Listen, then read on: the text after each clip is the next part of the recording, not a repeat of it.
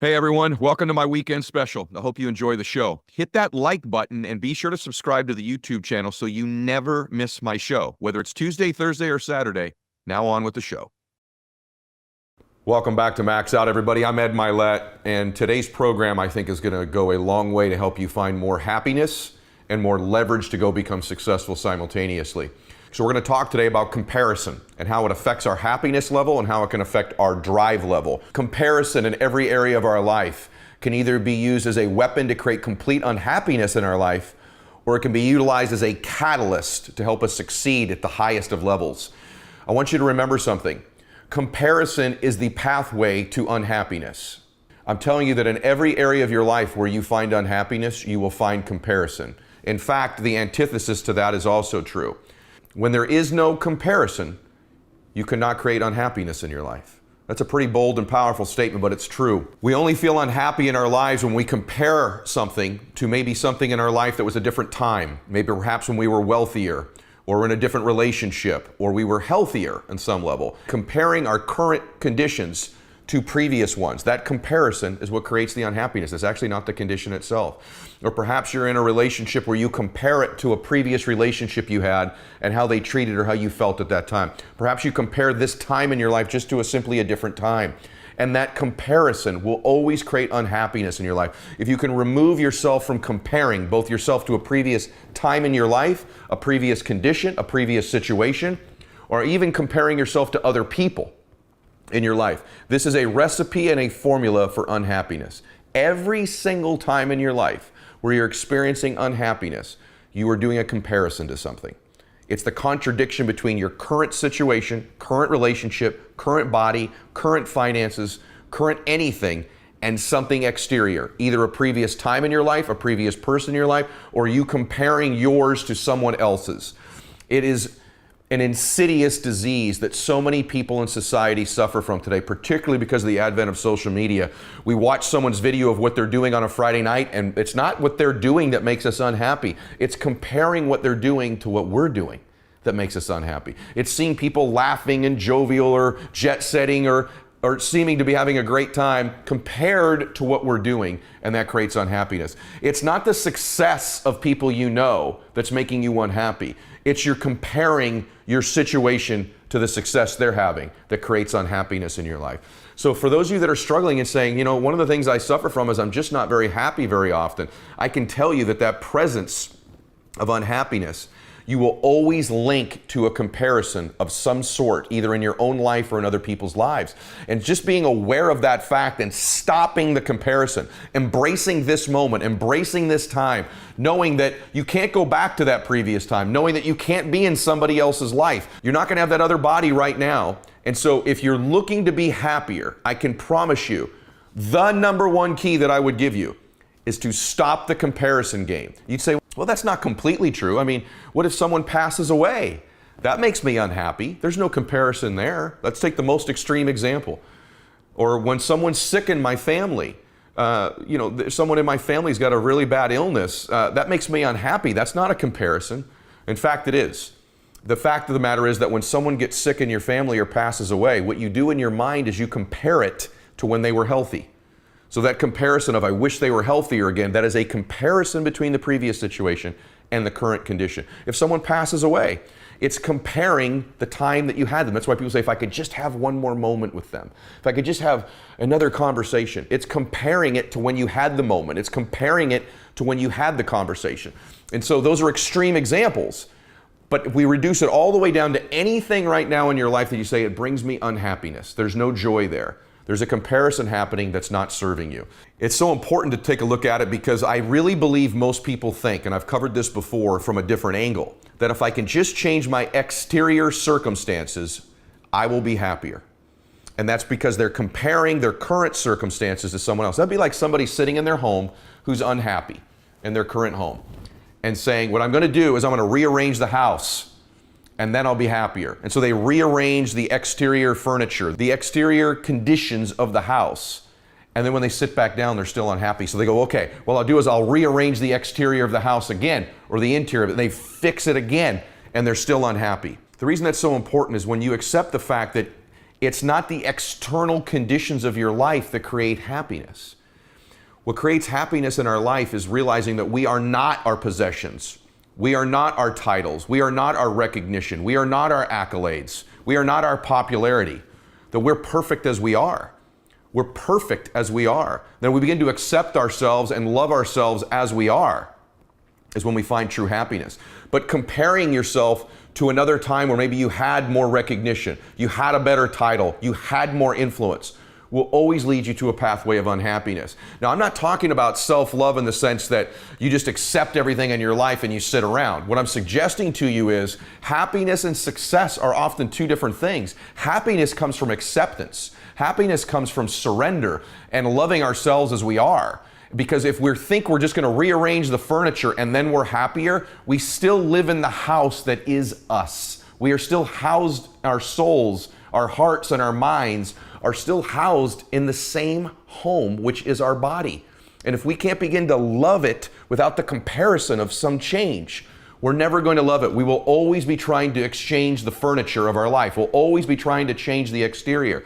So many of you achievers are listening to this right now and you're nodding and you're saying, my gosh, that's why I'm never happy. I'm always thinking if I could just exchange the furniture, if I could just change the external conditions, then I'll be happy, then I'll be happy, then I'll be happy. And every time you switch the furniture, every time you change the conditions of your life, you find yourself very short-term finding happiness and then right back to the unhappy state. That's because you keep comparing your situation to someone else's. No matter how good yours is, you have to compare it to someone else's recognition, someone else's wealth, someone else's supposed happiness, someone else's relationship, someone else's body, someone else's confidence. And that comparison is flooding you with unhappiness no matter how good or how bad the external conditions of our lives are. Now, having said that, we've now found a formula, haven't we? That we know when we compare to something, it creates unhappiness in us. This is a key to success now. So we know to find happiness in our lives, we have to stop comparing. However, when there's an area we know we must change, stay with me here. When there's an area we know we must change, now we use comparison as a weapon to our advantage. Because most people are motivated by avoiding pain, right? That's their motivation, to avoid unhappiness. And so I use comparison as a weapon, as a catalyst to get leverage on myself to change. So I'm very conscious when I'm feeling unhappiness in an area that I'm not conscious of changing, to not do comparison. But when it's an area I must change, I do use comparison as my own weapon to get leverage. Because the gateway to get, people say to me all the time, how do I get leverage? How do I get drive? How do I get that avoiding pain thing? Comparison. So it's a two-edged sword. We use it against ourselves too often in our life that gives us misery and unhappiness and takes our bliss away. And not enough of us leverage the power of unhappiness using comparison to our advantage. For a perfect example, right now I'm not in the physical shape that I want to be. I am comparing myself to the previous fit version of me.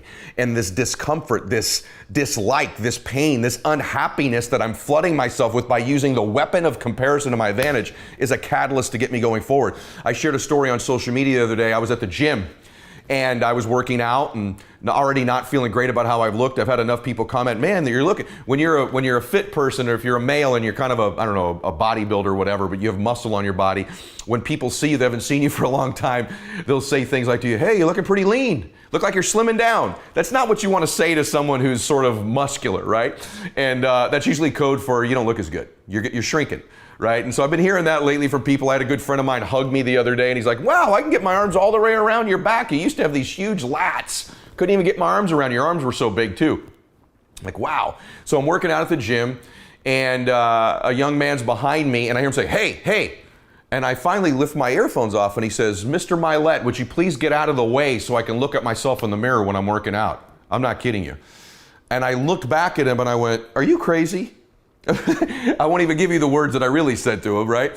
And I just will leave it at that. So I let him know that wasn't an appropriate thing to say to me. But what I did is I used it as leverage when I left there. I'm like, my gosh, 2 years ago, no one would want me to get out of the way. No one would talk to me like that. But right now I look so average or bad. He's like, get out of the way so I can look at somebody who's really jacked up and fit, right? And I'm leveraging that comparison to what I used to look like to my advantage that's causing me to eat cleaner. I'm telling you, since that's happened, every meal that's been put in front of me, I think about in slow motion. I can see it in slow motion. Him telling me to get out of the way and me feeling like the most out of shape, not fit human being on earth. And what I was doing was comparing myself to the 2-year-ago version of me when I was much bigger. And that comparison is giving me leverage. Okay? And so I will use leverage to get me to do things. I will let people, see, a lot of people say that would knock a lot of people down, but that's not what it did to me. It gave me fuel to my fire. The winners use fuel to their fire. They'll use comparison as a weapon. When I see people succeeding in different areas, I don't use the comparison of them doing it to create unhappiness with me. I will use it tactically in specific situations to cause me to want to move away from how I feel about that comparison, either to my previous body, my previous wealth, my previous energy, my previous influence. Mike, my cameraman, and I were just talking today outside, and I said to him, you know, I used to be a better speaker than I am now. And I said, man, if you'd have seen me years ago, you'd have seen the energy I brought, how dynamic I was, how articulate I was compared to this version of me now. And the reason I'm doing that is I want to get better as a speaker. I'm using that comparison. It gives me pain and unhappiness to think about the kind of communicator I am now compared to how I viewed the previous situation. So I compared it to give me leverage to improve, to make it a catalyst to change. I understand when to use comparison and when not to. When I want to create a situation of change, I will leverage comparison to my advantage. When I want to create a situation of bliss and happiness, and I'm feeling unhappy in an area, I just always evaluate what I'm comparing at that time, and I remove the comparison, and it creates a happy situation. Remember this, when there's no comparison, there's always happiness. Where there is no comparison, unhappiness cannot exist. Comparison and unhappiness only coexist together. And so I will only leverage this very dangerous thing called comparison when it's an area I must change in my life to get leverage. For those of you that want to create change, it's okay to leverage it from time to time. But when you become addicted to the mechanism of comparison to get you going, to competing to get you going all the time, when you're always competing against others, always comparing with others, people say, well, there's a difference between competing and comparing. Truthfully, not much. And the fact of the matter is, to compete against somebody, you are typically comparing where you are to them.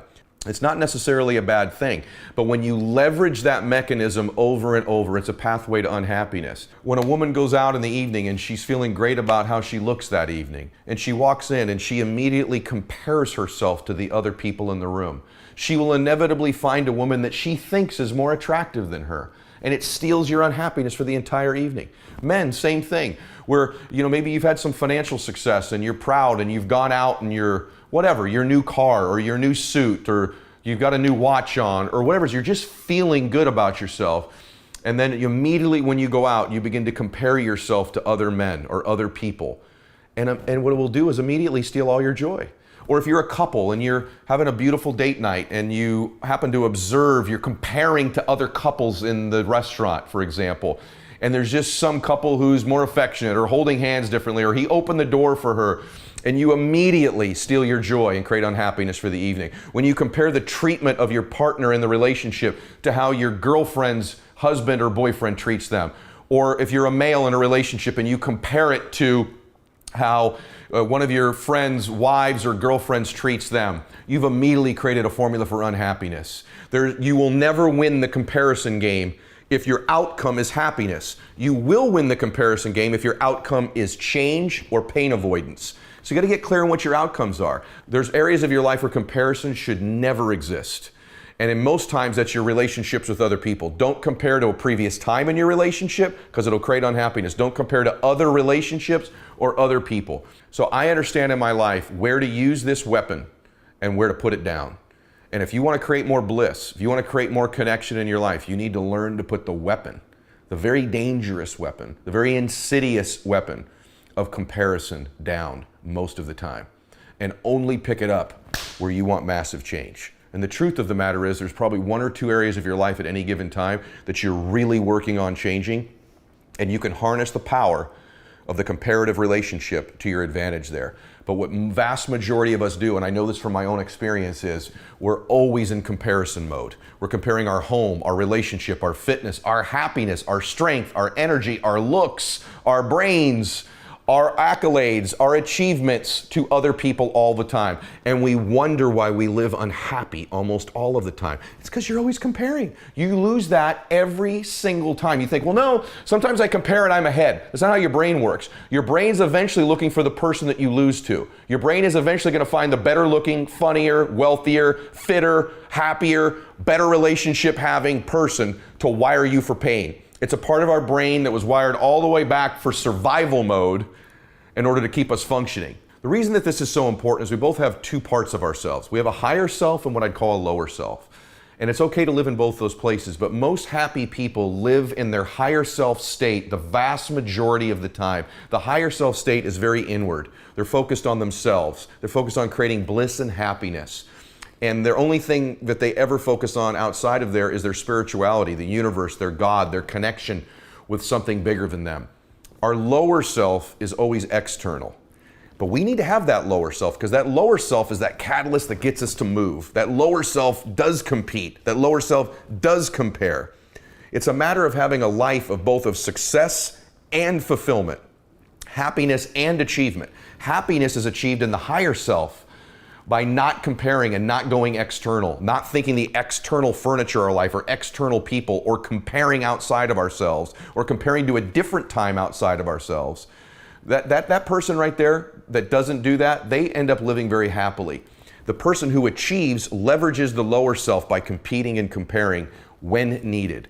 And remember this also, the more we begin to learn about ourselves is always a win. The more we have a breakthrough and a discovery, there's probably some things I've said today that have made you think. There's probably some things you're evaluating and seeing in yourself that maybe you were blind to before. And just that discovery is a win. The more we begin to evaluate and discover what our thoughts really are, what our behaviors seem to be, our habits and our patterns, the more we become self-aware, the more we have the capacity to live as the higher self. And the more powerful it is when we leverage the lower self and we leverage comparison. And so don't beat yourself up over what I've covered today. Self-awareness and self-discovery is what life's all about. And it's a win even if you discover something about yourself you're not proud of. Even if you discover something about yourself that you wish didn't exist or that you wanted to change. That's discovery. That awareness is 80% of the step to changing it. And so give yourself some credit today for being aware, for being honest. Oftentimes when content like this is covered, people sort of like to check the box of who they'd like to be and that it doesn't apply as opposed to who they really are. The truth is everybody listening to this and the man speaking this to you is too often in the lower self, too often creating unhappiness in our lives, including me, by comparison to previous times, other people, other conditions in our lives. And so today my challenge to you is to live as the higher self, to create more happiness with less comparison, to only leverage it when needed, but leverage it to achieve. But to find happiness will always found in the higher self where we're not looking outside. You can probably tell by the way I've delivered this to you today that it's something that I'm working on myself. Self-awareness, self-discovery, self-improvement, and achievement are an ongoing process that never ends as we try to max out our lives. It's not something we figure out and now we've got it. There's always another level of awareness, of discovery, of performance that we can find in our lives. And if today helped you do that just a little bit, an extra discovery, a little bit more awareness, maybe something you would teach to someone else, if it was just a little bit of a breakthrough, then today was progress. And it was for me just to be covering it. I also want you to know something, everybody, that one of the reasons I do this show and that it's so important to me that you were here today is I think the world is more divided, more divisive, and more angry than it's ever been. Oh my gosh, totally. And there needs to be a force for good in the world. Yeah. And I think that force for good is real people. It's a grassroots movement. It's entrepreneurs. It's mothers. It's fathers. Mm-hmm. It's good people saying, hey, we love each other. We don't agree on everything, but we love each other. We're all put here as the foundation of our faith is that we're all brothers and sisters, right? And so we're here to help one another. And that's what this is doing today. Yeah. You said something, the antidote of that in Girl Wash Your Face, which if you've not gotten this book, men and women both go get this book.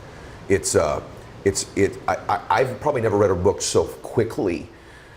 One thing about the book that's really interesting I wanted to tell you too is that usually when I have a book I highlight the parts that I like And this book was so good that I probably should have highlighted the parts that weren't meaningful to me, because there's so much just highlighter all over the book. It's really true. It's just like every page I'm just like, thank you. One thing you say in there is you say, and this is true for all of us, we need to drop this, you say, comparison is the death of joy, and the only person you need to be better than is the one you were yesterday. Yeah. So speak to that just for a second.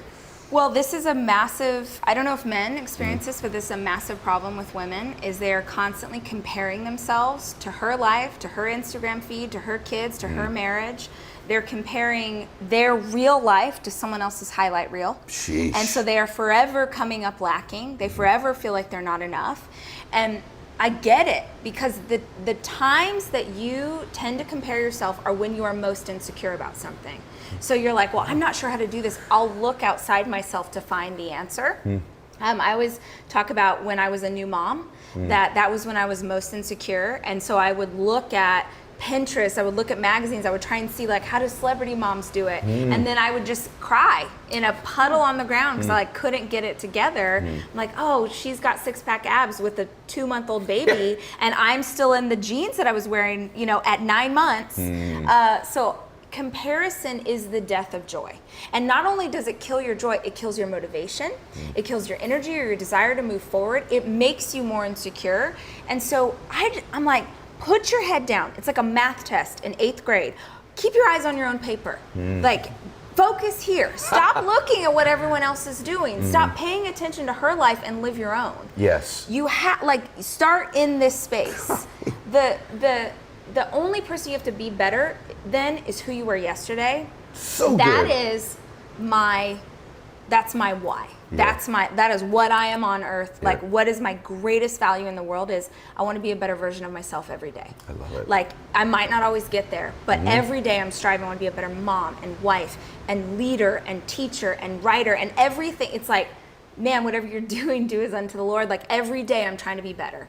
And so, like, it doesn't matter if I'm not as great as 50 million other people, as long as, like, am I better than I was yesterday? Yeah. What cogent advice? You're special. Like this, you're special. What you're doing is special, and so good. Along those lines, let me ask you some things people wouldn't ask you. Yeah. Life's changed for you, right? And I think anytime people listen to this, maybe you step to a new level or a new space. Yeah. Do you talked about anxiety earlier. I know the answer to this, but I want you to answer it for them. But do you still find yourself with anxiety about the next level, the next space? Oh, yeah. Also, there's some pressure, I think, sometimes of, I've stepped out, I don't want to fall either. So speak to that. For those, there's different people at different levels, but there are people who's like, I've got to a new level, I got to a new promotion, or I have started a business. There's something new, and then that extra, I think anxiety can hit. Are you experiencing any of that? And why are you dealing with it? What's the solution? I'll tell, like, this is such an incredible story and like a brag on who you are and your heart. But after the book surpassed everything. Yeah. And I, for months after it came out, really struggled. It was very overwhelming for me. And if you can't tell, I'm a fixer. Yeah. And I don't like to live in a state of any kind of suffering. So for months, I'm struggling and I can't get past it. And I read every book and I'm listening to I'm trying everything and I can't. And it was something you said on your podcast one day that really resonated with me. And it was like, it was the answer to prayer. After months of searching, you said something like with professional athletes that you had coached, that there comes a time in their lives and careers where the success surpasses the vision that they had for themselves. And they will unintentionally start to self-sabotage because they're so uncomfortable with where they are. And that was me. And I was like, holy crap. And it was as simple as you were like, dream a bigger vision. You need a bigger vision. So that was such a gift. But navigating this has been a lot. And it does feel like, holy smokes, this is a lot of responsibility. And now I have worked my butt off to get here. But I also believe God gave me this platform. Both are true. And so that is a massive responsibility, and I want to do that well. So yeah, it's a lot to navigate. And I want to acknowledge that you're the right person, and you were chosen to do this, and you are special. Like, your whole existence has prepared you for this moment. Like, I really believe that about you. And one of the other things I've told you is that I also want to help you. Like I also think the other thing when you step into that new space is to dream that bigger vision, and also to seek out and surround yourself with people who are going to support you and believe in you and push you and hold you accountable. And don't be afraid to ask for their help. People like me, people like you, at the right time, we want to be there for you. I want to help you create this change, because you're pioneering, you're trailblazing. Like in 5 years and in 10 years, there are going to be they're not going to be another you, but they're going to be other women in this space creating a movement, making a difference. But you're really doing it right now, right? I'm so proud of you. And people today are seeing why. Like you're just a reservoir of realness, but also like real depth, real information. This content you don't hear other places. And so, welcome back to the show, everybody. I have to tell you something. Today is a topic I've wanted to discuss on the show since it started. And I've been looking for an expert. I've been looking for the right person to deliver this information. Today's topic is happiness and well-being, longevity of your life as well, because they're correlated. And there is a study that is called the study of adult development, which is the single most fascinating study of my lifetime. I can't even believe this study exists. I literally can't. It's fascinating what they've been able to do here. And the man who was the current director of that study is my guest here today. He's also, among many of his accomplishments, he's the professor of psychiatry at Harvard Medical School. So he must know a little bit about what he's talking about, right? And we're going to talk today about the all-time amazing study, 85 years long, by the way, guys, almost, on happiness with real evidence. This stuff is not going to be opinions. This is evidentiary information. So Robert Waldinger, welcome to the show. Thank you for being here. Thank you. I'm really glad to be here. You have to start out and take your time, please, by explaining the study, first of all, because it's mind-blowing what the four directors, I think there's been four directors of the study, if I'm correct, what has been able to happen in tracking these people, who they are, how it started. Let's elaborate on that first. Sure.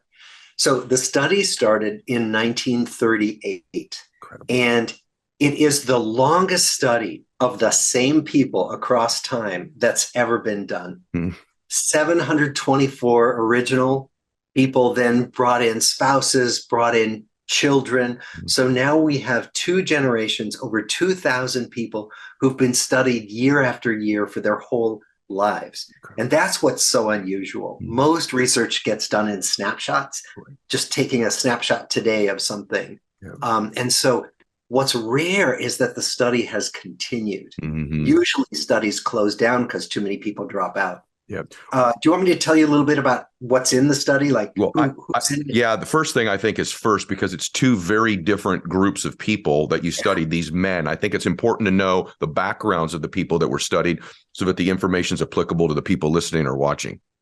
Absolutely. So started out with one very privileged group and one very underprivileged group. The privileged group was a group of Harvard College sophomores, 19-year-old guys who their deans thought were fine, upstanding young men. And it was a study of sort of normal development from adolescence into young adulthood. So, of course, if you want to study normal development, you study all white guys from Harvard. Like, you don't do that. Right. So we're constantly having to explain to NIH why they should still fund us. And then the other study was started at Harvard Law School, and it was a study of juvenile delinquency, but it was a study of how some children from Boston's poorest and most troubled families, how those kids were able to stay on good developmental paths and not get into trouble. And so it was a study of thriving, but a study of children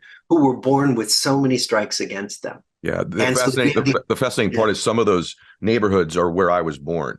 And so So that's what drew me to this study, is because I'm at a stage of my life now where I do interact with people that have come from privileged backgrounds in their life. And obviously I have some privilege based on, my ethnicity, et cetera. But to interact with different people, and I've always had this fascination to people from these wealthy backgrounds or privileged backgrounds end up being happier than people from a not so privileged background or a neighborhood like where I grew up. And the data is pretty remarkable. Do you want the spoiler or no? Yeah, let's do let's do the spoiler first, and then we're going to talk about what actually leads to real happiness, everybody, today. But spoiler alert is what? I'm really open to knowing myself. Okay, the spoiler is that the the well-to-do privileged people were not on average happier than the inner city underprivileged group. No different. Well, no different though. So the underprivileged group wasn't necessarily happier than the privileged group either, though, correct? That's correct. That's correct. Okay. And there was variation. We had some really happy people in both groups, some really unhappy people in both groups, and everything in between. Okay, so one last thing I want everybody to understand, then we're going to get to the data, because listen, ultimately, the game of life. I had a situation happen. I'll share this with you. Several years ago, I've had the good fortune of building wealth in my life, and I was building this very beautiful mansion, the first one I ever built. And it was a very stressful day, and I was in a bad mood, and I was angry. And I walked into what was the kitchen of this home that was being built for me, really angry with the contractor and life, and you just all about me in the moment. And as I walked in, the gentlemen that were working on my kitchen, the Finnish carpenters, were all people from Mexico, men from Mexico. And they had their mariachi music playing, and they were dancing and singing and doing work that they were excellent at doing, and loving their craft and being good at it, and enjoying the company and the other relationships of the other men that were working with them. And I remember watching them thinking, they're not making any money. They're sending most of this money back home to their family just to survive. Frankly, probably most of them aren't even in our country legally at the time. And I remember thinking to myself, if the game of life is happiness, they're winning and I'm losing. And it was a really watershed moment for me in my life that I think this work really points to as well. And so that's why your work matters so much to me. One last thing I want to have them understand too is the nature of the study, everybody. I'll let you elaborate, but this is not just about sending somebody a survey and they answer it back. Some of the intimacy of even the connections that you have with these people in their homes even. So elaborate on that so they know the depth of the study. Oh, yeah. So when they came into the study, all boys and young men, workers went to their homes, interviewed their parents, wrote notes about what was being served for dinner, what the disciplinary style was, all those things. And then elaborate medical exams of the young men, psychological exams. And then as they went through their lives, we began to bring online different methods of studying well-being. So audio taping them, videotaping them, talking to their partners about their biggest fears. We drew blood for DNA, which I think is so cool because in 1938, DNA wasn't even imagined. Right. And here we were studying it, putting people in the MRI scanner and scanning their brains while we showed them different pictures. We brought them into our laboratory and deliberately stressed them out and then saw how they recovered from stress. So all of this as different angles on the same big question about what makes people thrive as they go through life. How do you measure happiness? That was the last thing I wanted to understand. How do you know if they're happy? Well, we asked people, that's one way, but we had people who said they were happy, but didn't look happy. So we asked other people, do you think your partner's happy? Do you think your dad's happy? So we asked that. We also videotaped them like having an argument with their partners and then watched like how angry did they get? Was their affection still there? So we did all kinds of things as a way to get at happiness from different angles. It's amazing, you guys. I told you all. So here we go. Now we're going to get into it. Now we've laid the groundwork. So what's it turn out? Let's not a complete spoiler alert because there's so many layers to this. But what makes one happy? Is it the pursuit of a goal? Is it wealth, achievement, religion? What are the things that you found make somebody happy? Yeah. Well, we found that it wasn't those things. So it wasn't wealth. It was not achievement. It wasn't fame. And we had people who had all those things in our study. Some other people, we had John F. Kennedy. Yeah. We had Ben Bradley, longtime editor of the Washington Post. And I can only tell you those names because they talked about it themselves. Otherwise, we protect everybody's privacy. But wealth, fame, achievement didn't do it. Religion didn't do it. Now, what that means is it didn't mean that they made you unhappy. It meant that wealth, fame, high achievement, religion are simply different from well-being, different from happiness. Okay. Now, that said, And what that means is we have famous people who were happy, famous people who were unhappy, all the way down the line, right? Now, that said, what we also know is that having your basic material needs met is crucial to your happiness. So, when they do studies of this, they've studied, well, how much does your happiness go up as you make more money? And what they find is that your happiness does go up until you reach about $75,000 a year annual household income. This is a few years ago in the US. But basically, to have your basic needs met. And that then, after that, as you make more and more money, you know, up to 75 million, you know, a billion, your happiness doesn't go up much. A little bit, not really very much. Interesting. And that's important. I like the distinction you made. What is important too is that happiness is an emotion. So as your wealth goes up, you may potentially be able to contribute more, give more. There's things of that nature, protect people. So it's not that there aren't positive emotions correlated with achievement or wealth, but happiness turns out not to be one of them. Well, you know, and let me qualify that a little bit, Ed, because it's important.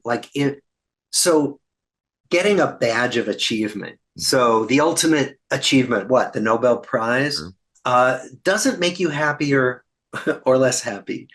But doing work that's meaningful to you, that does make you happy. That is a source of fulfillment. Okay. So it's not the badge itself, but doing the work. So let's say, you know, you're bringing a lot of ideas to a lot of people. And I expect that means something to you. I expect you care about that. You're right. And we think of that as a source of well-being, a source of happiness. Well, I think it's correlated to where you're going, though. I think contribution involves something in life, which is other human beings. And so the nature of your work is so profound because if people can really understand this, they can link it back to the contributions and achievements of their life because they involve where you believe real wealth comes from after this study, which is where I want you to really elaborate on this because I think everyone needs to hear this. This is it, guys. Like this is a moment in many of your lives where it's going to confirm with you intuitively, probably what you already probably think, but maybe needs confirmation and maybe needs more intention, a little bit more focus. I think sometimes you think, I'm going to be more intentional about getting more money, or I'm going to be more intentional about getting a bigger house or getting this promotion. And when I get there, then I'm going to be happier than I am now. And we put our intentions there, potentially most of our lives and many of the people in the study, missing the very thing that would have brought them the emotion everyone on earth wants more of. You don't want the jet. You want the jet because you think it'll make you happier. You don't want to be fit and super ripped and attractive. You think it'll make you happier. And so what we're really seeking, that conversation behind everything, in my opinion, is we want to be happier. And so what is that thing? You go ahead and elaborate. Well, that thing is our relationships with other people. Yeah. What we found studying these thousands of lives is that the people who had the warmest connections with other people and who made that a priority in their lives, they were happiest as they went through their lives, but also they stayed healthiest and they lived longer. Interesting. And that's the thing. Actually, we didn't believe that when we started to find it. In the 1980s, our data began to show this, and we thought, oh, this might be a fluke. This might not be real. And then other studies began to find the same thing. Because the question was, I mean, it stands to reason I'll be happier if I have happy relationships. But how could good relationships make it less likely that you get coronary artery disease or type 2 diabetes or arthritis? Like, how could that be? So now we've been spending the last 10 years in our lab, and many other labs have been studying this, trying to understand how do relationships actually get into your body and shape your physiology. And so that's what we're studying. Is it the amount of relationships you have or the quality of the ones that you maintain in your life? It's not the amount. So there's no set number. Like one of the things we know is that we're all like, some of us are introverts, shy. Some of us are extroverts. No, nothing wrong with being shy. And we know that introverts want fewer people in their lives, that being with a lot of people is exhausting for introverts. And that's perfectly healthy and normal. So there's no set number of friends or connections you should have. What we do believe is that everybody needs at least one or two relationships where they feel like this person will be there for me if I really need them. That at one point we asked our original participants, we said, who could you call in the middle of the night if you were sick or scared? List everybody. And most of our folks could list, several people, but some of them could not list anyone. Yeah. And some of those people were married and they couldn't list anyone. No way. Wow. Yeah. Wow. So we think that everybody, whether you're shy or a party animal, you need at least one or two people who are your go-to safety net people. There's something unique about you, Ed, that's no one else, and I'm not saying this because you're here, I don't think I've said this to anyone on the show. There's someone unique about you that I don't think I've ever experienced around anyone else. There's an essence, there's a presence, there's a power, a command, an authority, a humble confidence. There's like this essence about you. Thank you. And I'm really curious, what do you think made you you? What were the elements growing up that made you all the things you are now? Was it the, pre-13, kind of everything that happened with your parents? Was it stuff more from school? Was it a relationship that really kind of flipped these things on for you? What were the elements early on that made you this commanding, kind presence today? Well, thank you for that. Thank you. That's nice to hear. Because by the way, I love people that have that combo. Like, I love people with a lot of self-confidence, a lot of humility. Because people with a lot of humility that have no self-confidence, you're kind of dragging them through life as a friend. Someone with all the self-confidence, no humility, they're going to burn out. They're going to make a mistake. They're not curious. They don't grow. I think even the reason I'm in the personal development space, why do I believe so much that people can change? I watched my dad do it. And then in my case, I had to learn these things, man, to be like a baseline functioning person. So my default personality is insecure. Even today? Even today. Come on. Very much. Really? Very much. How is that default? You wake up and you say, I'm a nobody, or what? What's the I story? lack this, I'm fooling everybody. Really? If they really knew, some imposter syndrome mixed with just like tremendous, I was bullied as a kid. My dad was an alcoholic. I wasn't a real big guy. The only thing I wasn't good in school, the only thing I was good at was sports. A lot like with you were a great athlete. So my default is tons of insecurity. So that's probably never going to go away, the humility part. So the part that I've worked on really hard is the self-confidence part. And so I've got all this stuff in the book on those tips and what have I done to build it, because I had to get there just to get to baseline. And then I'm like, this stuff works. What if I refined it and made it my own and started to build these other strategies and stuff? So the confidence part is the thing I'm always going to have to work on. Even today, even with all the success and the massive show and the big businesses and all the homes and everything that people see. Yeah. The truth is, what else do you need, though, to feel more confident? I don't need other things. It's an internal game. I don't need other stuff. In other words, the stuff is really fleeting and temporary. So I don't need another, I bought an island lately, you know that, right? Like when I bought this island, they didn't make me more confident. It just was something that I've always wanted to be able to do. But it's not stuff. What needs to happen for me is that I'm most confident when I'm living in my intention, which is to serve, which is to like help other people. When I'm not doing that, Wayne Dyer, when I met him really, really young, told me, "You're going to change the world, Ed Mylett." And I'm like, I'm sure he said this to a lot of people, but he complimented me. I met him on a beach. We watched the sun come up together in Maui. Yeah, I was running on the beach. That's where he lived. Yeah, I was running on the beach and we ran into each other. What was he like? I never met him. Incredible. So we became a dear friend of mine, but I'm running, you get up before the sun comes up. I'm running on this. I'd won this incentive trip and there's this bald dude running towards me with this hairy back. I'll never forget this sweaty, hairy back. And it was so long ago because I had a Sony Walkman on. Wow. And he had one and he ran by me. I go, "That was Wayne Dyer." And I said, "Dr. Dyer, you changed my life." And he had this deep voice like mine and he pulls it and he goes, "Well, I doubt that." Wow. And he goes, "I bet you changed your life." But he goes, "How did I help you?" And then he walked towards me and I get emotional. Like, God's been so good to me. We sat on this beach together and watched the sun come up for about an hour and a half. And about an hour into it, he goes, "You're going to change the world." And I'm sure he said this to a lot of people. And he's like, you're very talented, you're brilliant, you're a good communicator, you know. And he goes, and that's not the reason why. And he was writing a book at that time called The Power of Intention. That's a great book. Great book. Incredible book. And he goes, you really intend to help people. And he goes, all these things with your father and your upbringing and all that, Ed, he goes, that's all made you. And he goes, you have such a heart to want to help people. And he goes, would you do me a favor if we never meet again? And we ended up meeting many times. I said, yeah. And he said, never link your confidence to your ability.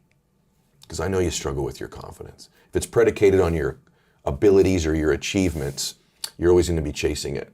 He goes, but if you link your confidence to your intentions, man, do you have beautiful intentions. And that is something I knew about me. I know I have a good heart.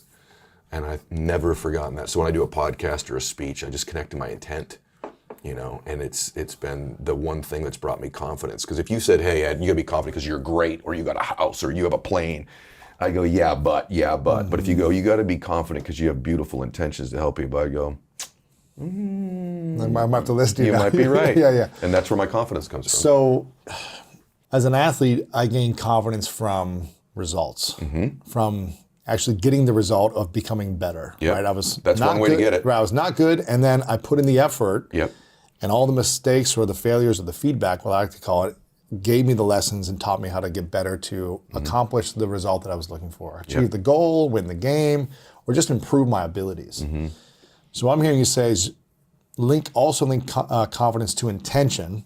Some people say link it to the effort, right? Like the effort that you show up, that you just keep showing up.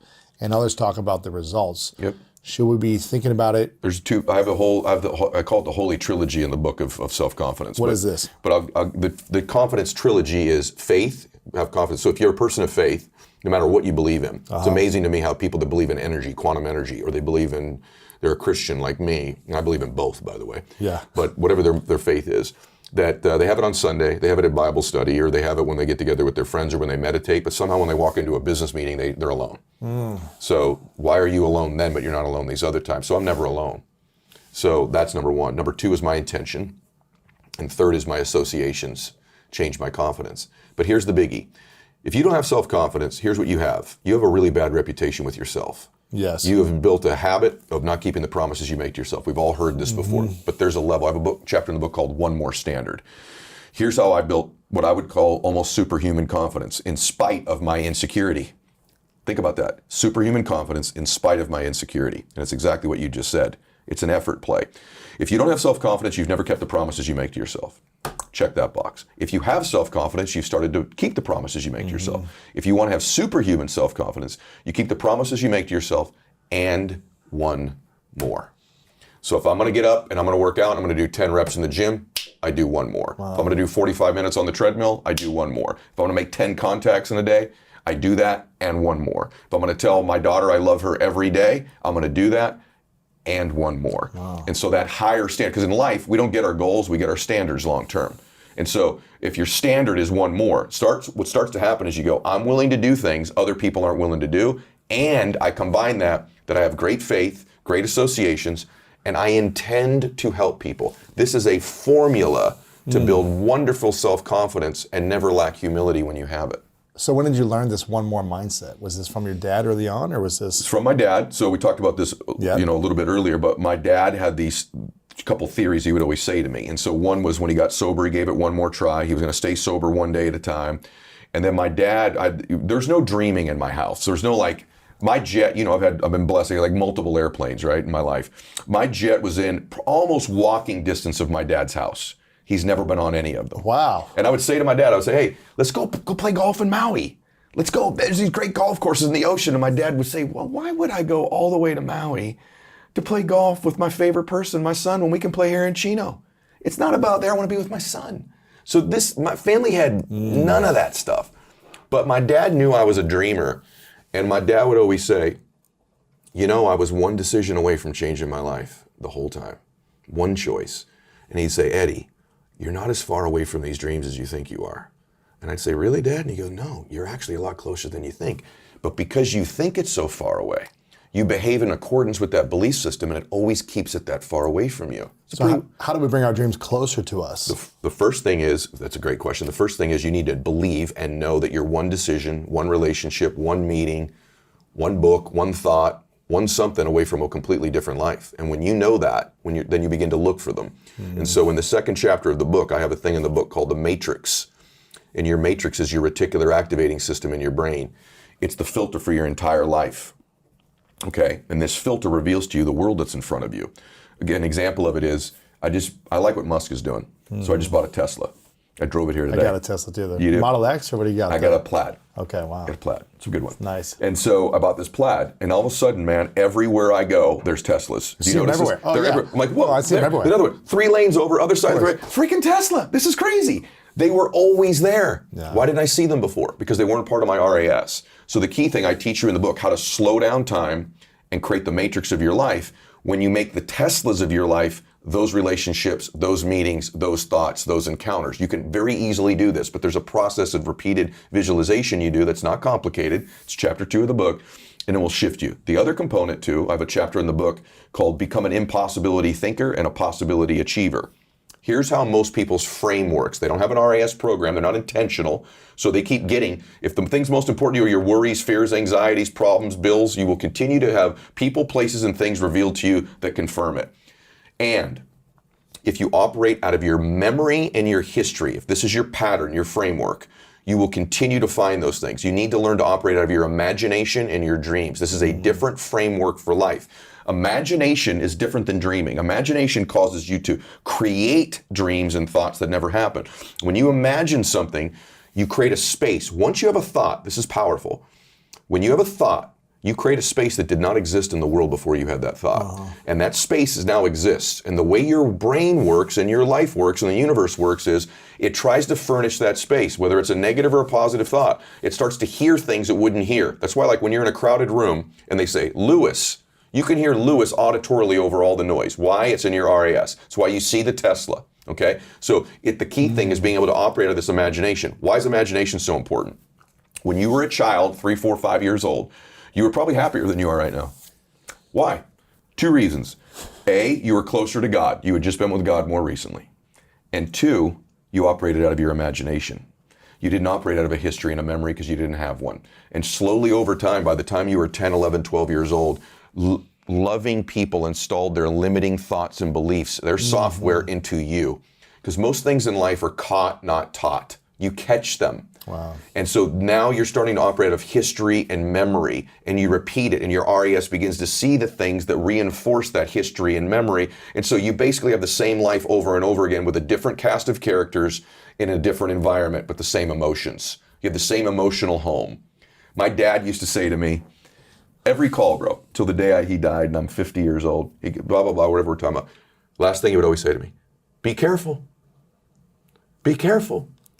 What the heck? And I go, careful with what? I don't know. I never knew. But what is that programming from the time you're 8 years old? Be careful. Hey, go to school. Watch out. Be careful. So what it operated out of this fear thing, right? All that, I need to be careful. I need to be careful. But don't make this risk. Don't take that business decision. Don't start a podcast. Don't get on that stage and speak. Don't do this. Don't do that. You say that to an already unconfident, insecure person. He meant it lovingly. By the time I'm 50, worth hundreds of millions of dollars, be careful. He didn't even know he was saying it to me. But what was he doing? He was installing, God bless him, his limiting beliefs into me as a little boy. So a lot of these things that you believe, you were defenseless when you started to believe them. They were installed in you by loving people who were around you. Right. And even though your life may look differently, your emotional home, the 4, 5, 6 emotions you experience pretty regularly, might be really familiar from your parents, 1 or 2 of them, right? And so you need to look at your emotional home. What's your most powerful emotion and the emotion that you wish you could let go of? Love is the most powerful emotion in the world. We will all do everything for love. If there were more love in the world, the way we treat one another, the way we express our thoughts, you'll do anything for love, right? So love is by far my most powerful emotion. It's like I love you. And like when I just saw you, we didn't just hug for like 1 second. Yeah. And you do this better than I do. I hold people, I make it uncomfortable because I just want to hug and love on people. But it's not uncomfortable, bro. Right. Because the reason you're so successful is you truly do love people. Yeah. And you come from that place. And I know we're bigger dudes and like, like that's a beautiful expression of a man. A real man is capable of real love. Yeah. That's a sign of real strength. So that's the most powerful one. And then for me, I know the emotion that I wish I didn't have. It's chaos. Really? How often do you experience chaos? Less emotion? Because I'm aware of it. But I'm going to tell you all the time till about 5 years ago, even when we first met. Why? I used to even say this, man, I operate great under chaos. Man, you should see me operate under chaos. Most people can't handle chaos. Right. I'm calm under pressure. Well, the reason for that was I grew up in an alcoholic home. So I'm very familiar with chaos. It became a very familiar emotion. And what we do is we gravitate towards the familiar emotions in our life, even if they're not ones that serve us. And I don't think there's negative or positive emotions. I say this in the book. There just are. Yes. Fear isn't negative. Fear in abundance is negative. But some fear, being afraid to do this podcast today to some extent, causes us to prepare. Mm-hmm. So a dose of it was given to us in the caveman days so T-Rex didn't eat us, right? Sure. Some fear is good. Some anxiety is okay. Some frustration, some anger is appropriate. It's to the dosage level. And we get these 4 or 5 of them. For me, some chaos is okay. It's fun. It's exciting. It's exhilarating, right? But getting it every day, every week, every month, all the time. And so how do you get rid of it? Well, one way you get rid of it is just be awareness. When you have an awareness of a thought, it loses its impact and power over you. It almost becomes like this, I'm doing it again, aren't I? I'm doing the chaos thing again. Everything's great right now. Yeah. All the houses are paid off. My kids are happy, married to a great woman, got great friends. I'm doing the chaos thing again, aren't I? You dummy, you're doing it again. And it kind of loses its power over you. So I have a chapter in the book called One More Emotion and how to take an inventory of the emotions you have. And so, yeah, man, mine's definitely love, and the one I don't want is chaos. Because chaos causes me to act out of anger and frustration. It can depress me. And your intentions are not going to be as, It's pure. It's a gateway emotion. Mm-hmm. Chaos is my gateway emotion to the ones I don't want. Chaos gives me stress. Chaos gives me anger. Chaos gives me frustration. Chaos gives me fear. So it's a gateway emotion. What is the result when you create from that space of chaos? It's funny. I have found the ability to externally create something pretty productive. Right. But stay with me on this. But the process in getting there is destructive. The process in getting there is not beautiful. And I used to think, and a lot of successful people, forcing your way to get the results. Almost through force. Yeah. You know? And I still do it sometimes. I'm thinking of a situation this week where I did it. And I used to think, well, that's a superpower though, because I've created all these external. Look what I made. Look what I did. Yeah. And I'm doing it because of that. The truth is I did it in spite of it. You did. And there's a lot of things in our lives that we have linked to our formula, our recipe of success that we hold on to, that you've done in spite of those things, not because of those things. So you're 51 now, 52, 51?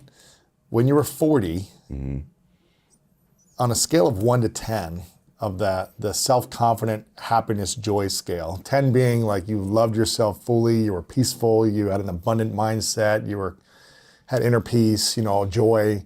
1 being you hated yourself, you were miserable, you're in chaos 24/7. Where were you on that scale at 40? Okay, the real answer is probably a 3. Okay. Of happiness. But if you met me, I could convince you that it was probably an 8. That you were super happy and you had it together. Probably a 3. And since your father passing, where are you now? Probably a 9. Really? Yeah, and I no longer feel the need to convince you. Because I've learned that this has already existed within me. I didn't have to go get it. I just had to allow myself to experience it. And it took me a long time to treat myself in such a way that I allowed myself to feel these things that have always been there. I had them when I was a little baby boy. I just lost them along the way in these patterns and programs that were installed in me and my experiences. And I got to share something with you, brother, that just dawned on me. I wrote this whole book, and 2 weeks ago I had this. This is just for me and you, but everybody can hear it. Sure. And I've always tried to disqualify myself. You're not this. Why is that? It always shocks people, even people that know me really well. They're like, not you. I have that, but there's no way you have it, right? Yeah, you're too confident, too talented, and I don't know that I'm too talented, but I think I can fake it pretty well. And I disqualify myself because, the truth is that maybe for a while, everything that I got that was love when I was a child only came when I achieved something. So I started to conflate early on in my life recognition and significance with love. In other words, my dad would love me if I hit the home run. My dad would love me if I get straight A's. And so then when I would feel these things. But something really amazing, and also I'm really big at holding myself, I love to beat myself up with mistakes I've made. I did this, I did that. I should have done this, I didn't do that. And I've always thought these mistakes, these weaknesses of mine, disqualify me from being happy or helping people. And this amazing breakthrough. The one decision that changed my family forever is my dad's decision to get sober. And it changed my family forever. I'm talking to you because my dad made that decision. Wow. And I've always been so proud of my dad for that. But this is just 2 weeks ago, 3:15 in the morning. I wake up, I'm crying. And I wake Christiana up, I go, babe, someone helped Dad. And she went, what, honey? I said, someone helped Dad. She goes, what do you mean? I said, babe, I never thought about this. In my dad's darkest, worst moment of his life, in some coffee shop or some room somewhere, some precious soul helped my dad. Reached out to him, talked to him. Talked to him and got him sober. Wow. And I said, babe, that's not the powerful part. And I have no idea who this person is, but I wonder if they know the difference they made in Max and Bella's, my children's lives, or your life, or the millions of people I've helped. That one decision they made. And she goes, oh my gosh. I said, I never thought about this beautiful human being. Always gave the credit to my dad, but some stranger helped him. And I said, babe, this is the bananas part. Do you know what qualified them to help my dad? Their messed up life. Wow. They were an alcoholic. They were a drug addict. Little did that person know the things they were the most ashamed of, the biggest mistakes of their lives, when they were using drugs and drinking and stealing, that was qualifying them to change my dad's life. And all of us, we run around carrying these bags of, I'm not qualified because I made this mistake. I had this bankruptcy. This relationship didn't work. I did this thing you don't know about. I'm so ashamed of. And that's why you're qualified. That's the thing that qualifies you. Yeah. The humanness in you. You are the only human being with your combination of gifts that you were given, whatever they are, and your experience. And real human beings help real human beings by being vulnerable and transparent, saying, I know where you are. I've messed up worse. Right. I've made greater mistakes. I felt more, I know that depression. I know that anxiety. I know that shame. I know what that feels like. That beautiful soul who was a drug addict and alcoholic, they didn't know all those mistakes they're making were leading them out of their heart. And they finally got to a point where their intention was to help my father in the lowest moment of his life. They changed my dad's life, and they're changed mine, and maybe me and you are changing a few today because of that person's mess. It's crazy. Is that crazy? That's amazing. I know. I love them and thank them. That's amazing, man. There's a lot of talk in personal development about breaking patterns. I talk about it all the time. You do. Tony does. There's also a lot of power in leveraging them. And this idea, there's two things that are going to move every human being, Dean's told you. It's either to avoid pain, moving from pain, or to gain pleasure. Absolutely. And usually, most human beings, I think in general, pain avoidance is the stronger of the mechanism, but it works for both people. You need to know which one moves you. So you've already said, yours is pain avoidance. Yep. Right? So is mine. The truth is, I've become a pretty big dreamer, visionary guy, but I wasn't. Yeah, it took me a long time to get there. Long time to get there. And the fact is, I only really got really good at that after certain dreams were achieved. But why? I had to figure out which one moves me more. Okay, avoiding pain moves me more, even to this day. Why? It's more familiar to me. Yep. I grew up in pain. So go take a look at the video of your life. Did you grow up in a really beautiful environment with lots of love and dreams and bliss and all this great stuff? Maybe your mover is more dreams and bliss. If you grew up in some pain, chaos, angst, fear, anxiety, stress, that's probably your pattern. And instead of trying to spend all your life breaking that pattern, there's parts of it you need to break, your behavior from it. But the mechanism itself for change for me is pain. And pain avoidance. I'm familiar with lots of pain. And so to this day, why do I prepare for speeches or podcasts or things so bad? Is it because I want the pleasure of a great podcast? Yeah, that's there. No, you don't want to screw up? I don't want to screw up. Yeah. I don't want to make a mistake. I don't want it not to be good. Why do I work so hard? Is to make difference in the world, obviously. Okay, so I don't think anybody listening would know the kind of work you put in, Ed. Seriously, I don't think either. Right. I don't think they know that you started at 3:30, going to do 4 podcasts today. You're going to jump. You're going to go take a suit. You're going to go do an event tonight. You're going to get up in the morning, fly someplace. I don't think anybody would realize that. Are you doing that because you want to sell more books, or are you doing it because you don't want to sell just one? I'm doing it because I don't want to just sell one. Right. I'm doing it. Now you've evolved because you know every time a book gets in someone's hand, you get to change their lives. I do. Right? So you just nailed it. I was just going to say the other part of it is impact for me. Right. So you know the impact. Yep. But you're not saying, but I know for a fact you're getting up tomorrow morning subconsciously. Yes. Not saying I'm getting up tomorrow because I don't want to. You're getting up subconsciously because you don't want to fail, because that pain hurts. It's a major. And everybody told us we weren't going to make it, and our parents probably thought we weren't going to make it, and all that kind of stuff. It's a major driver. And by the way, my impact, stay with me on this because I know you're this way too, because you grew up in pain. The impact I make still comes from pain, meaning this. I know so many people are in pain, and because I connect with their pain, their lack of belief in themselves, they're feeling invisible, they're hurting right now, they want to be happier. That connection of pain is still the impact I want to make. So a lot of it is connected somehow to pain in my life, and it is for you too. It's like one is avoiding the pain of failing or not being successful or not ending up in heaven, which is that picture of who I'm capable of becoming. Like, do I really want to just get to heaven, or is it the pain of not becoming that man? It's both. But also even the impact part where I go, I want to make an impact in people's lives, is because I connect with pain. I connect with the discomfort. And you want to get it out of them. I want to get it out of them. Yeah. So that's a major driver for me is pain. And I know my map and I know my pattern. And that's why so many athletes, by the way, when their career's over, they have a very difficult time. One, their identity was tied to their athleticism, but also there's no pain to avoid anymore. Now they're getting pat on the back. You were great. I loved your games. There's no pain to avoid. There's nothing to fill. So I got to think you're that way too. I am. And the only reason I share that is because I hope you don't use pain to be successful for the rest of your life. But you can use it as that launching pad. Yep, it's a leverage. And you can use it as a launching pad to start the business, to show up for the challenge, to play full out, to do something uncomfortable, right? The term I've been using since COVID is we all need to take more uncomfortable action. Did it surprise you that I said I don't want to just sell one book, or did you think that's what I was going to say? I knew that's what you were going to say. Okay. Yeah, because it's me, right? I play like I'm 10 points down. Tony and I are doing this challenge, right? We're going to put 1 million people in it. That's the goal. Last year we put 900,000 in, right? Crazy. And it changed 1 million people's lives, right?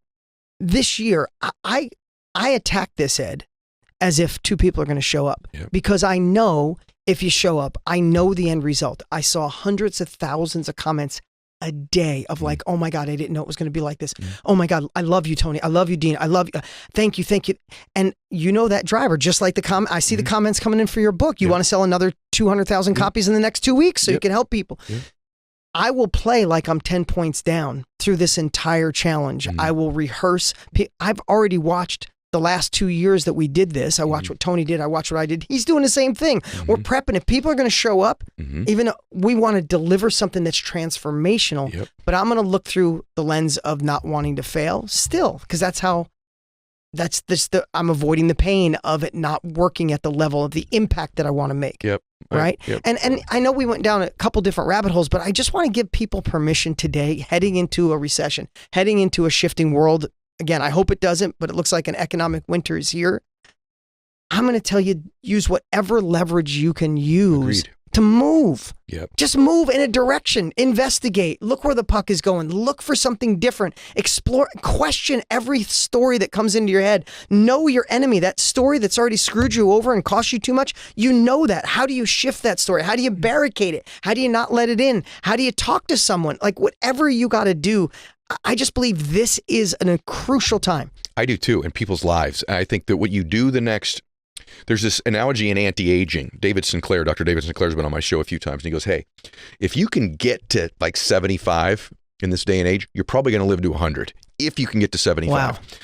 And in the world today, I really believe that if you can get this next 2 years nailed, you've got 20-year type multipliers of wealth, bliss, and happiness in your life. If you can get but if you don't these next 2 years, I think the difficulty of getting there is magnified by a huge factor. I think right now is a chance to get way ahead.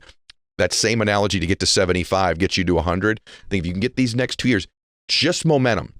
You have to make millions of dollars, but you just get momentum. You get in your groove. You get moving. But if you stay stagnant, another couple years, you don't get something going.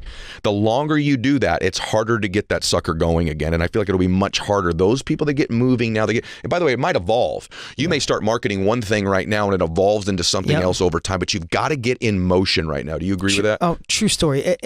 I heard somebody say it's a strategic byproduct. How many times in life have we had a goal, and when we have the nerve to go after the goal, we find something that's a strategic byproduct of the goal that's way bigger. Way bigger. You never thought you'd have one of the top podcasts in the world, one of the top books in the world. It's a strategic byproduct of you going all in on your businesses, wanting to impact others. Great point. That's a great point. So know that when whether it's God, the universe, rewards you for just having the nerve to go after it. And usually your goal, you're something so much bigger or something different that actually aligns with you. Yep. There's a couple of things I think as we're at this point in the podcast, I want to say this. There's a couple of things. If you're going to protect yourself, build a moat. Build a moat on your emotions. And what I'd say is the news is going to get worse. That's a fact. Conversations with your negative friends is going to get worse. That's a fact. I would say if you really want to stop dabbling, it's somebody who said they want to lose weight, but when no one's watching, they're eating the wrong food. Or someone says they want to start the business, but when no one's watching, they're binging out on Netflix. If you're that person, and I'm not knocking you. If that's who you are, enjoy it, live it, but don't say you want it. Don't talk out of two sides of your mouth. Like either go all in, burn the boats and do it, or just accept the life that you have. Like I hate to be real, but you can't lose weight and not work out and eat bad. Like it just doesn't work. You can't make more money, have Ed's life or someone else's life that you see. You can't have that without putting the work in. So if you're going to put the work in, you have to have the mindset to be committed and dedicated to it, right? We have to be disciplined. Yeah. What robs discipline is lack of confidence, insecurity, uncertainty, whatever word you want to use. So here's what I'm going to share. What are the things that make you uncertain or lack of confidence?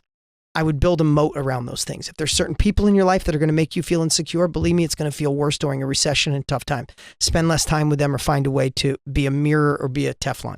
If watching the news, whether it's CNN or MSNBC or Fox, whatever one you want to watch, if when you watch the news, you get frustrated, you get scared, you get uncertain, you get pissed off, stop watching the news. You need that energy for you. So what I'd say is I would figure out the things that rob your confidence and rob your certainty. And this is going to sound like, oh, Dean's really smart, is do less of those. Like, especially over this next year. You want to take a challenge, go on a 30-day news diet. Don't talk about it. Don't watch the news. Don't talk, and spend 100% of that energy on you 2.0. Take the next 30 days and do not surf the internet. All of you are getting sucked into, let me just see what Ed Mylett did. And an hour later, you're like, oh my God, I just burned an hour online, right? I would say just find the things, avoid the things that rob your confidence. Don't talk to the negative people that are hurting you. Don't focus on your weaknesses. Identify who your villain is, who that inner story that's already cost you too much, and protect yourself against it. Investigate to where the puck is going. You do those things, and this time you're ahead of 95% of the world, and they're simple. I didn't give you a business plan. Yep. I gave you just the foundation of what can make you thrive in this shifting time. When I hear you say all those things, I think about energy. I think about do things that preserve and increase your energy and don't deplete them. So if there's people around you that rob your energy, you got to reduce it. If there's things you're doing that take your energy, whether it's worry, fear, surfing the internet, watching news, those other things. Energy, and we all talk about it. I don't know who's first at it or whatever, but energy is influence. We've talked about this a lot. Tony talks about it a lot. You do, I do. And energy is also the most important commodity you can possibly have in your life. And you're going to watch a bunch of people, whether you call it words, thoughts, etc. You're going to watch a lot of people starting now through the next 2 or 3 years of their lives. You're going to watch their energy change. Yep. You're going to watch their vibrational frequency shrink. You're going to watch them shrink. And that's incumbent upon you to feed your energy right now. That's podcasts, that's books, that's events, that's a challenge like what you're doing right now with Tony. You got to feed your energy. Highest energy wins. Highest energy will win. And amen to that. And I'm going to tell you, everyone's energy is going to evolve and change. It is difficult when everyone's thriving. Why? Everyone's energy is pretty damn good. High energy will stand out now. Positive energy, optimistic energy, movement energy, momentum energy is going to stand out more than ever. And you're going to see energy change in your investments, in your mindset, in your businesses, all over the place. So I want one shift at the end because it's for me. And I told you when we were getting ready to do this, I said, I want to ask you, and this seems uncorrelated, but it's not. It's totally correlated because it comes from a pain point from you, and it comes from a place of a sanctuary that can preserve and increase energy, which is personal relationships. And so particularly your marriage to Lisa. So you've been honest on my show before. And by the way, this is completely correlated to everything we said. Because you said on the show before in the past, hey man, first time around, probably didn't have that thing wired the right way. Yeah. At some point, I knew I wasn't probably with the right person for me, wonderful person, but not right person for me. I wasn't a world-class husband. Yep. You've said this before. And you are a world-class husband to Lisa. In fact, also a true story. It is. When I think of you, and by the way, you're easily one of the most brilliant business minds I've ever met. You are probably the best marketing mind I know. And you're a very diverse man between your understanding of real estate, human dynamics, interpersonal relationships, energy, influence. I mean, all the different business markets that you're in. You're a very unique man. And I hold you in the highest regard. You're one of the few people on the earth that I call for counsel in certain areas. So obviously. Well, same to you, brother. Thank you. And of all that, I don't admire you anywhere nearly as much for those things as I do for the kind of husband and father that you are. And I think I think you show me the quality of your relationships. I think Tony was the first to say that. I'll show you the quality of your life. You have such a massive high quality of life. And I believe that's because of your relationship with Lisa and your children. Why is it so good?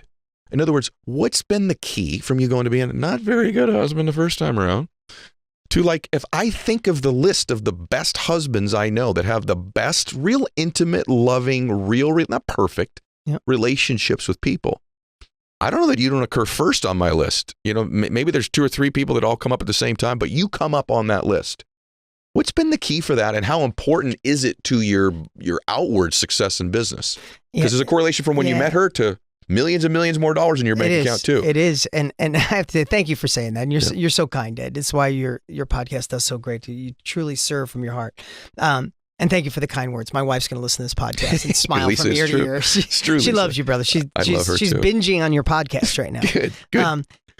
I'll tell you, first thing I'll share, just like a business, is if you have the nerve to recognize that the reason your business might not have worked, or your marriage might not have worked, or your relationship might not have worked, if you have the self-awareness and the nerve to look in the mirror and say, it was probably you. Even if it wasn't all you, but if you have the nerve to say that. And I remember going through divorce and freaking out because, and I won't go deep on this because I think I shared it on the previous one, but I was freaking out for my kids because I was a child of divorce and I didn't want them to feel, you get it, right? Yep, totally. So I was freaking out about that. And then I remember thinking to myself, I wrote down a list of what was unacceptable in a new relationship, what could not be. And what could be, and on my could list, Ed, was I need someone that loves a crazy entrepreneur, that's into health, that's into personal growth, someone who will love my children as if they're their own. That's a task for a step parent, right?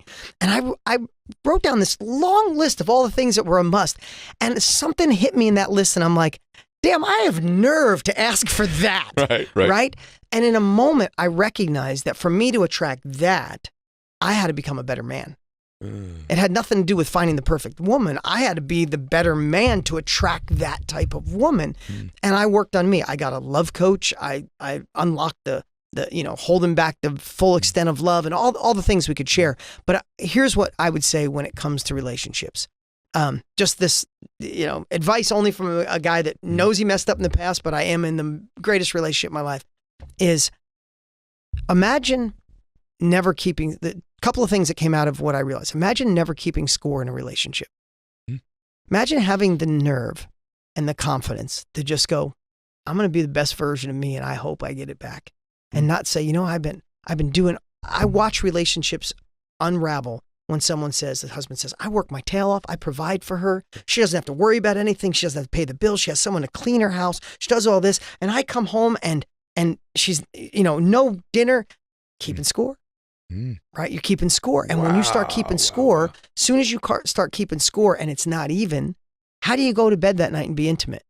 How do you have passionate connection if you're keeping score and thinking I'm doing more than her, or I'm taking care of the house? He has no idea what it's like to juggle 2 kids and take care of all this stuff. And he's out flying around, having fun, he's working, but at least he gets to be out. I'm stuck in the house. Man, there's the intimacy's gone, right? And then once the intimacy's gone, then people start thinking, man, someone else would love the way I work. Someone else the way I take care of things, right? So one is not keeping score.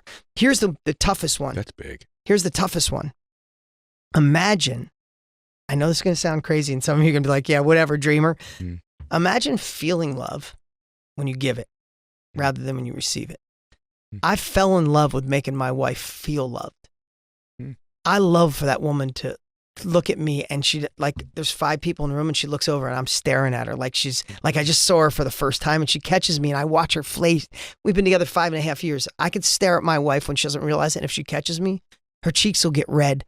Like she gets nervous even to that. And she's like, what are you looking at? What are you looking at? And she'll come over. She's like, you, right? It took me years. I found a way to feel love when I make her feel loved.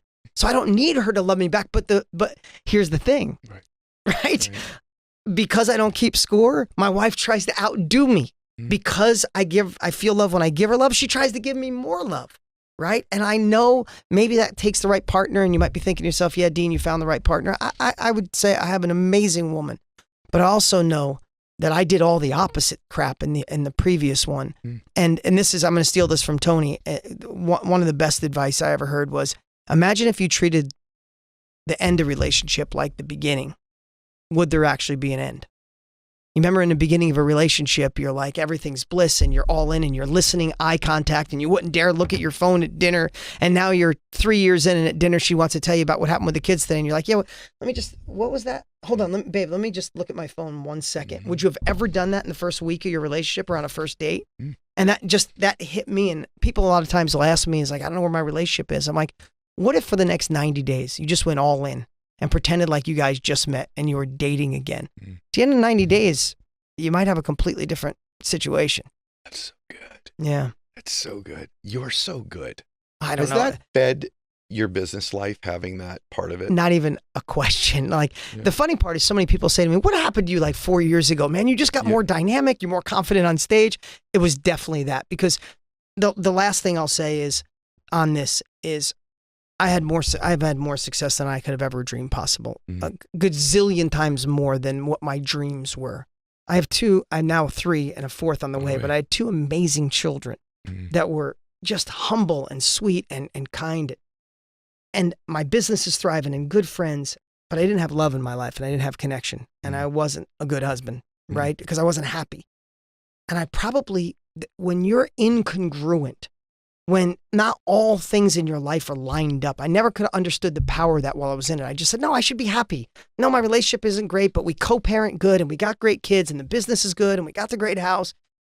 I just wasn't in alignment, Ed. I was kind of living a lie. Yeah. And when I finally shed that, and now I get to be the man, and I know you know me, but man, imagine the wish that if anybody put a hidden camera on you for a week, and then your wife, your friends, and the world could watch it and go, wow, same guy on camera, same guy on a podcast, same guy when no one was watching. Yeah. That congruency has taken the restrictions off. My business has doubled. My life has doubled. My happiness has doubled. I've attracted dear people in my life like you and other people because I think that I just get to be me at all times. Beautiful, brother. Gosh, it's so good. I got one last question for you, and I want you to answer this in all sincerity. I know you always do, but this is a biggie. Is it all it's cracked up to be? Let me tell you what I mean by it. You know, having a loving relationship, becoming a wealthy man, you know, making the contribution you make is a tremendous amount of work. And there's going to be a season in one's life where it's not all those things and you're going to be working and working and working.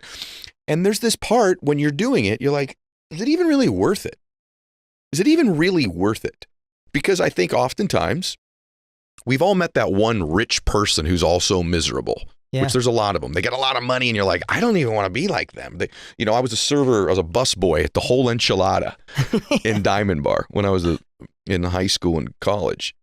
And it seemed like a lot of the guys with money that came in were the bigger jerks. Yeah. And it started to make me think, I don't even know if that's worth it, you know? And the reason that it seemed like those, because the real rich guys didn't act like rich guys. Yeah. So when they'd come in, I didn't know it was that guy. But I went through a phase of my life that I think because you're on the other side, it's easy to forget. But I think there's a lot of people that are considering coming to this challenge, considering changing their life. They're considering it. And then there is a part of them where they're like, I don't know if it's worth it. So I want you to answer this honestly. Is it? Or is it different than you thought it would be getting to this other side? You're on the other side. You don't feel like you are, but you are. You're very wealthy. You got a beautiful family. You know, you make a difference in the world. You got rich friendships. Your life's not perfect. The day-to-day of life can be really difficult for all of us. But was it worth it? And what's it feel like to get to the other side? Sell us the dream or the nightmare of it. Yeah. beyond worth it, but questioning it. I've questioned it on and off since the beginning. And there are only moments of questioning it. And then you get clarity and realize the other side. So here's what I'd say is if someone's listening to you, Ed, what you've done, and I want to say this publicly, what you've done so elegantly to help the world see is that your visibility, your notoriety, your podcast being the top podcast, your book, people get to see someone who's been wealthy or is wealthy and also an amazing human being. Thank you. And success without fulfillment, success without joy, success without balance is probably the brokest you could be. So here's what I'd say. Where I'm fortunate is I started working on me at the same time I was working on making money. And I think that is the gift I would love to share with all of you. I believe all of you, every single one of you has the desire, has the opportunity to make unlimited amount of money. I know that sounds, it's easy, like, it's easy for you to say now, Dean, but believe me, if Ed can make it, Dean can make it, we all have this amazing opportunity. But I'd say work on you as much as you work on marketing, as much as you work on sales, because when you find that harmonious balance, and you know, we both, you probably too, I've been off, I've had more money than emotional intelligence. Me too. And that's not a cool thing. And there's some people who have great emotional intelligence, but they can't make any choices in their life. They want to do more. They want to donate more. They want to travel more. They want to retire their husband. So he has to stop working this crappy job. So they have the emotional intelligence, but they don't have the money to give them the freedom. That harmonious balance of two, I mean, it's the greatest gift you could give anyone. It's why we're doing a free challenge. It's why Tony, listen, you don't have to work. Tony doesn't have to work. I'm blessed. I know it sounds like, hey, we're a bunch of rich people. It's not that. Like, I'm working harder now than I've ever worked in my life. And I have more now than I've ever had in my life because I want other people to see that you can have this rich balance